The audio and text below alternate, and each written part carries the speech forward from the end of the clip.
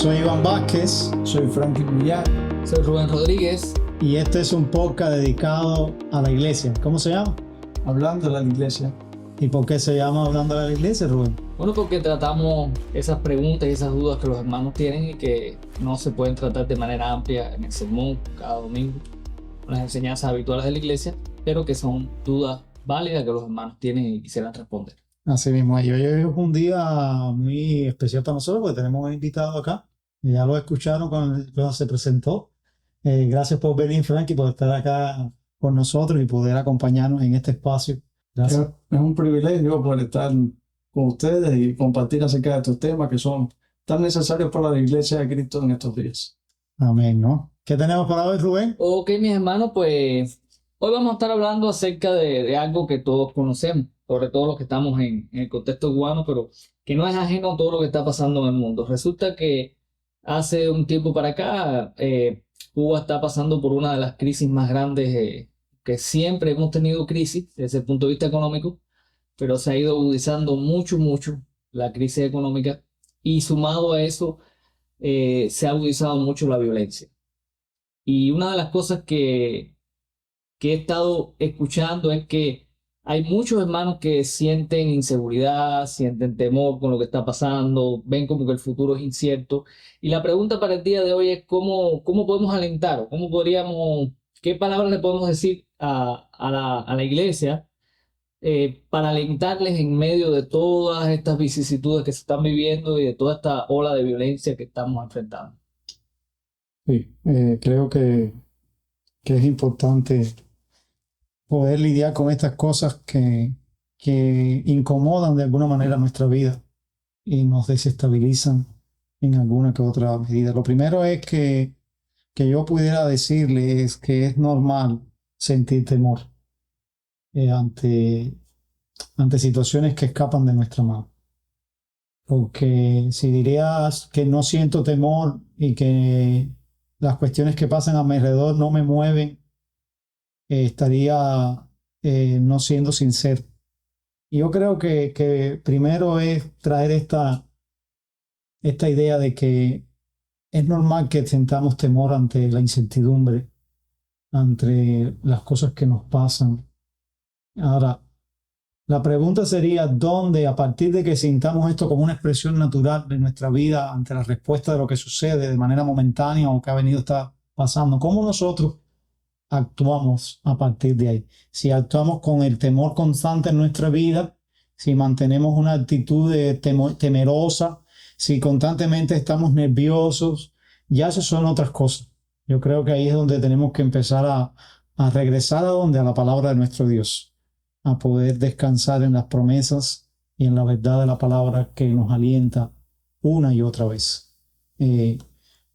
Yo animaría a mis hermanos con un pasaje de las Escrituras que a mí me gusta mucho. Y yo sé que es el último libro de la Biblia, pero quizás no deberíamos empezar por allá. Pero no importa, podemos, porque al final es palabra de Dios igual. Apocalipsis capítulo 1, para mí es uno de los pasajes de las Escrituras que más alientan mi corazón para estar en cualquier escenario donde el temor esté presente.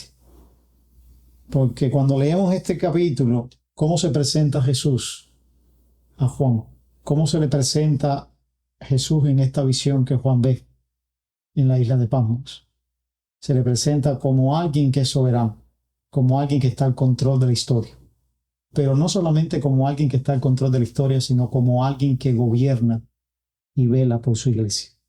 Note para que vea cómo en ese mismo pasaje él dice que Cristo camina en medio de las iglesias y que Cristo sostiene sus pastores. O sea, y quizás esto pueda sonar, ay, qué bien, los pastores son los únicos que son cuidados. No, estamos hablando de una cualidad y de algo que Jesús hace, y es cuidar a su pueblo. ¿Y dónde estaba Juan, Rubén? A ver, seguía pasando dificultades, pruebas. ¿Habrá tenido temor Juan? Yo no lo dudo.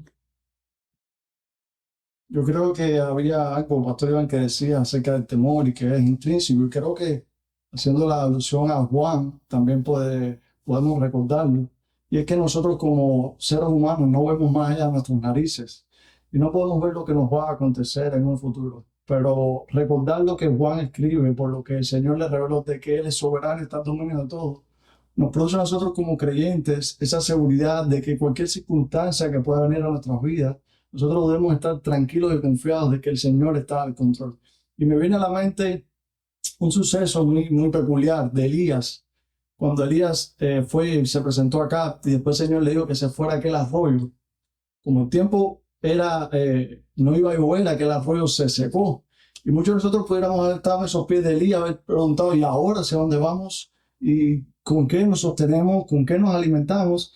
Y el pasaje nos revela de que el Señor guió la vida de Elías hacia otro momento de esa etapa de su vida en la cual él también ahí le sostuvo.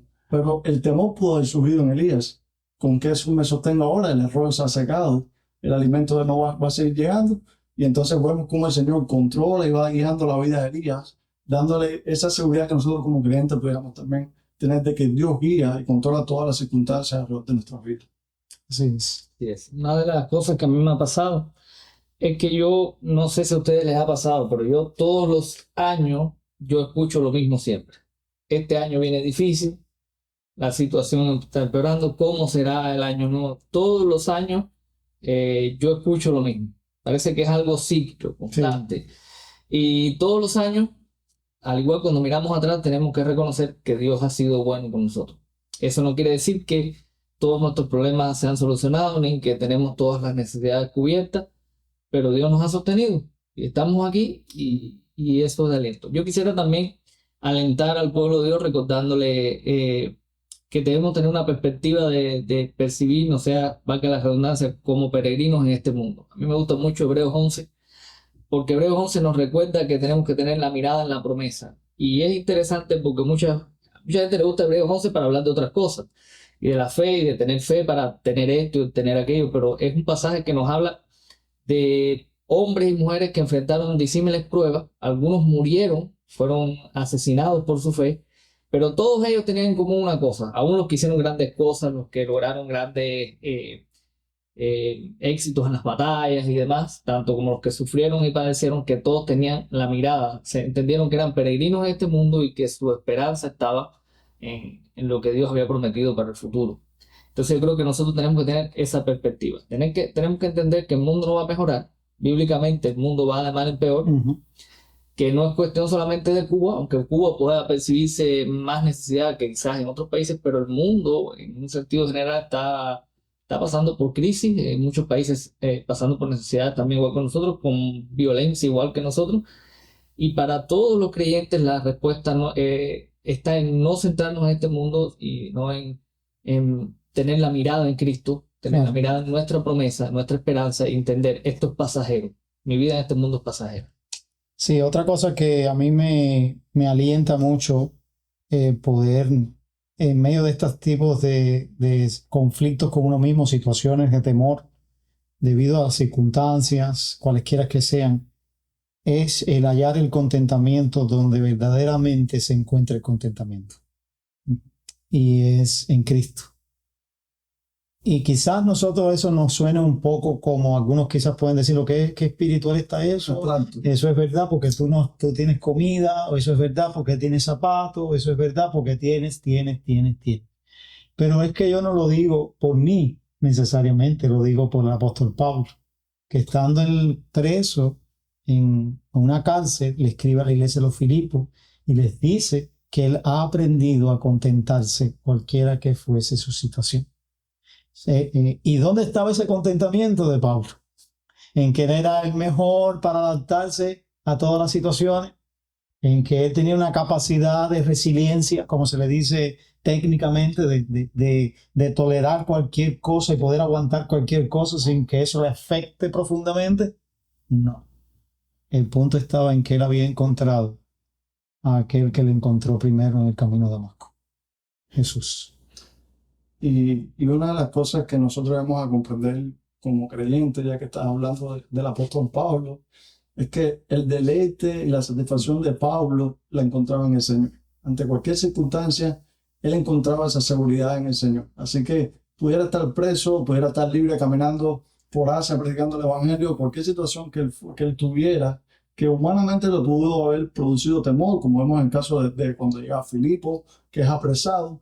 A pesar de eso, ¿cómo lo vemos en la cárcel? Lo vemos entonando y lo vemos orando, y eso da evidencia de que la seguridad que Pablo tenía ante las circunstancias adversas estaba en el Señor. Y eso nos puede a nosotros como creyentes también llevarnos al punto de que toda circunstancia que nos toque vivir en esta tierra, por muy difícil que sea y que nos puede producir temor, debemos tener la mira puesta en el Señor, la cual nos puede producir esa tranquilidad y seguridad en medio de ese momento difícil. Es así. Es que yo a veces me pensaba cómo era que Cristo vivía en él. Y cuando miro la carta a los filipenses me doy cuenta la expresión de él poder tener este contentamiento. Es una evidencia y es un reflejo de que Cristo vivía en él. Por eso, como él le dice a los Gálatas, no vivo yo, mas vive Cristo en mí. Bueno, mira a Cristo viviendo en mí. ¿Cómo manifiesto este contentamiento? Y no es algo que viene netamente de mí, completamente de mí, en total expresión de mi fuerza. Es algo que el Espíritu de Dios, que es la manera en la que Cristo ahora mora en el creyente por medio del Espíritu, es lo que vemos ahora en la vida de Pablo en medio de él.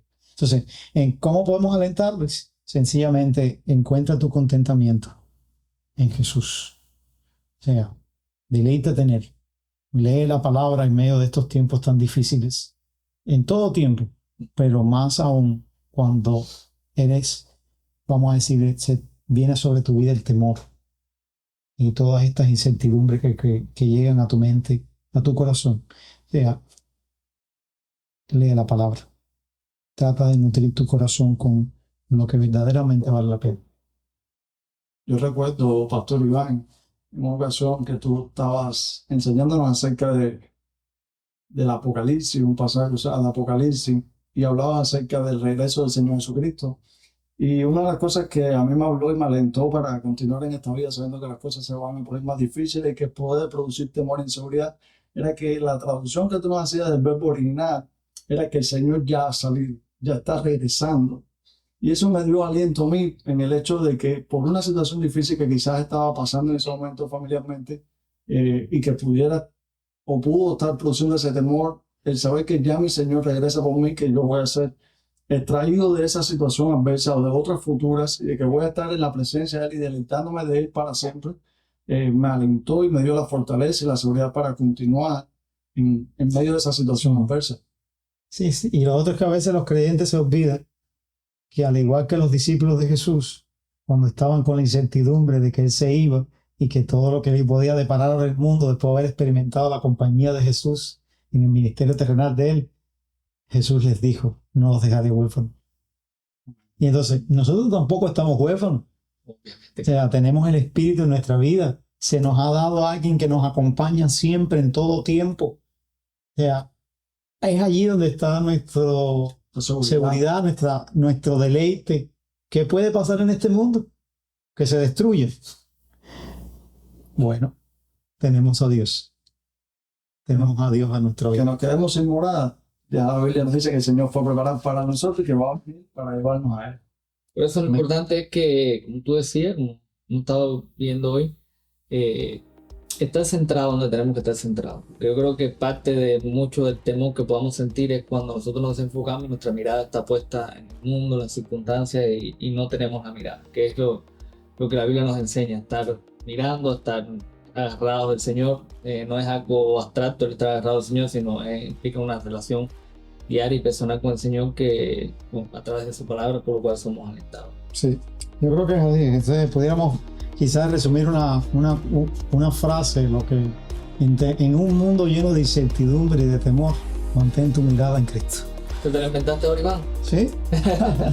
Así mismo. Entonces, creo que por ahí tenemos que estar siempre manteniendo nuestra mente, nuestro corazón, todo nuestro ser en Cristo. Amén.